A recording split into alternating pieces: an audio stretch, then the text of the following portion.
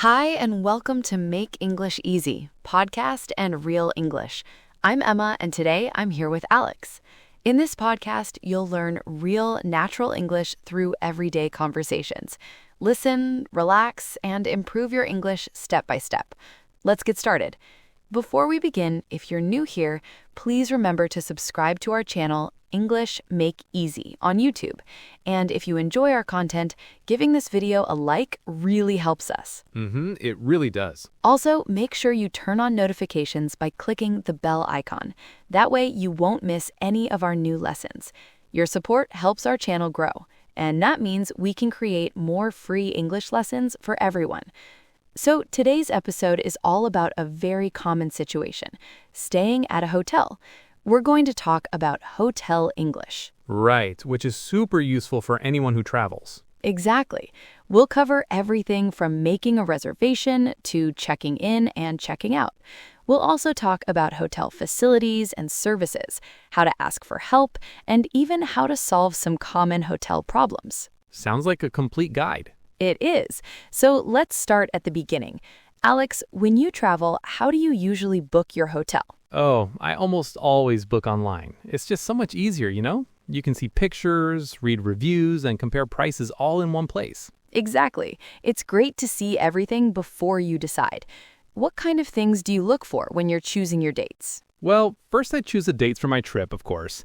Then I look at the room types. For example, if I'm traveling alone for work, just a single room is fine. Right, one person. Yeah, but if I'm on a family holiday, we definitely need a double room, maybe with 2 beds. That makes sense. And what about breakfast? Is having breakfast included important for you? Oh, absolutely. I love when breakfast is included. It makes the morning so much easier. You just wake up and go eat without having to find a cafe. I totally agree. It's one less thing to think about.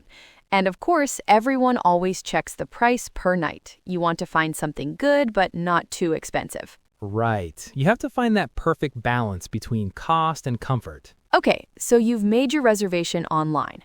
Now let's talk about when you arrive at the hotel. This is called checking in. You go to the reception or the front desk.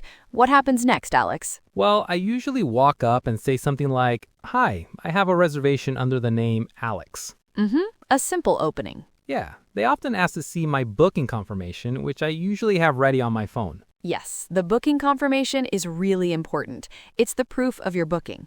And they always ask for some ID, right? Like a passport or a driver's license? Exactly. They need to check who you are.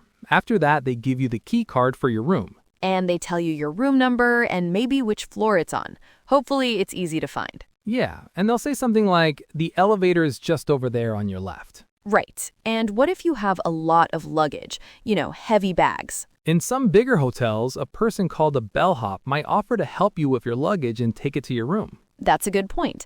Speaking of that, do you prefer small hotels or big hotels, Alex? You know, I actually like both for different reasons. Big hotels are cool because they have lots of facilities, but small hotels can be very quiet and personal. It really depends on the trip. That's true. Let's talk about those facilities and services. What are some common things you find in a hotel? Well, we already mentioned the breakfast buffet. That's a big one for me. Me too. A good breakfast buffet makes the whole stay better. What else is common? A lot of hotels have a restaurant for lunch or dinner, and often a swimming pool, and maybe a gym if you want to exercise. Right. And two very important things for me in the room are good Wi-Fi and air conditioning, especially if it's hot outside. Oh, for sure. You need good Wi-Fi to plan your day or just relax and watch something. And air conditioning is a must in the summer. Definitely. And of course, the room has the basics like clean towels, soap, shampoo. And some people really like to use room service where you can order food directly to your room. That's a nice luxury to have. Have you ever used it? I have. I remember one time on vacation, we were so tired after a long day of walking around the city. We just ordered room service and watched the movie in the room. It was perfect. That sounds like a great way to relax. It's a very convenient option to have. Okay, so what if you need something extra during your stay? Let's talk about making requests. For example, what if you need more towels? You can just call the front desk from the phone in your room and say something like, "Hello, this is room 305. Could we please have some extra towels?" Simple and polite. Perfect. What about the Wi-Fi password? Usually they give it to you when you check in, but if not, you can ask at the front desk, "Excuse me, what's the Wi-Fi password?" Right. Another common request is for a late checkout. Maybe your flight is in the evening and you want to stay in the room a little longer. Yeah, you can ask, "Is it possible to have a late checkout?" Sometimes it's free and sometimes you have to pay a little extra for a few more hours. It's always good to ask. And as you said, ordering room service is another request. You just look at the menu in your room and call the number to order your food.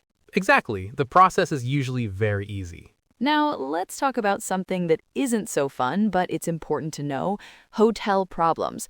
Sometimes things go wrong. What's a common problem you can think of, Alex? Well, maybe your room is too noisy. You can hear people in the next room or a lot of noise from the street. Right, that can be really annoying when you're trying to sleep. In that case, you can call reception and say, "I'm sorry to bother you, but my room is very noisy. Is it possible to move to a quieter room?" That's a good phrase. Another classic problem is when the air conditioning doesn't work. Oh, that's a bad one on a hot day. Or maybe there's no hot water for your shower. Ugh, yes. In those situations, you just have to call the front desk and explain, "Hello, the air conditioning in my room isn't working," and they should send someone to fix it. Exactly. Another small but annoying problem is when your key card doesn't work. That has happened to me. You go all the way up the elevator to your room and you can't get in. Right, you have to go all the way back down to the front desk to get a new one. And finally, what if you get the wrong room type? You booked a double room, but they gave you a single room. Then you should definitely go back and say, "Excuse me, I think there's a mistake. I booked a double room, but this is a single room." It's always best to be polite but clear about the problem so they can help you fix it. You know, Alex, speaking of all these hotel experiences, it makes me think about how different hotels can be in different countries. Have you ever noticed any interesting cultural differences during your travels? Okay, so the trip is over and it's time to leave. Let's talk about the final step: checking out. First, you need to know the checkout time. It's usually around 11 a.m. or 12 p.m. in the afternoon. Right, so you pack your luggage and go to the front desk and say, "I'd like to check out, please." And they will prepare your bill. The bill is the document that shows everything you need to pay for. You should always check the bill carefully to make sure all the charges are correct. Definitely. Then it's time to pay. You can usually pay by credit card or with cash. And once you've paid, you give them your key card and you're all done.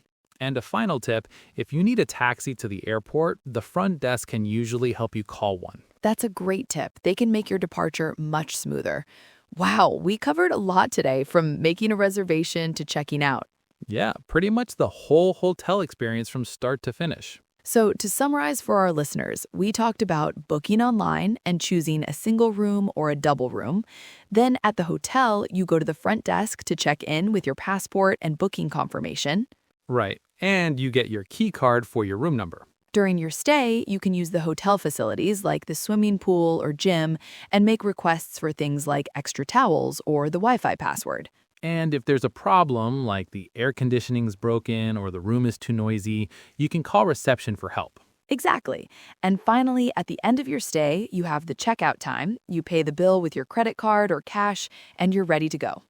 This was a lot of useful hotel vocabulary and many helpful phrases for your next trip. To help you remember all of this, we have created a free PDF worksheet for you. It has all the important words and some practice exercises. You can find the link to download it in the description below this video. That's awesome. A worksheet is super helpful for practice. It really is. And now for a small task for you, our listeners. Write in the comments below, what is most important for you in a hotel? Is it the breakfast, the location, or the comfort of the room? We would love to read your answers. Yeah, that's a great question. I'm curious to see what people say. Me too. And finally, if you found this lesson helpful, please give this video a like and subscribe to our channel, Make English Easy. And please share this podcast with a friend who is also learning English. It really helps the channel grow and lets us make more free English lessons for you. Thank you so much for listening today. We hope this helps you feel more confident when you travel. Keep practicing, and we'll see you in the next episode. Bye for now. Bye, everyone.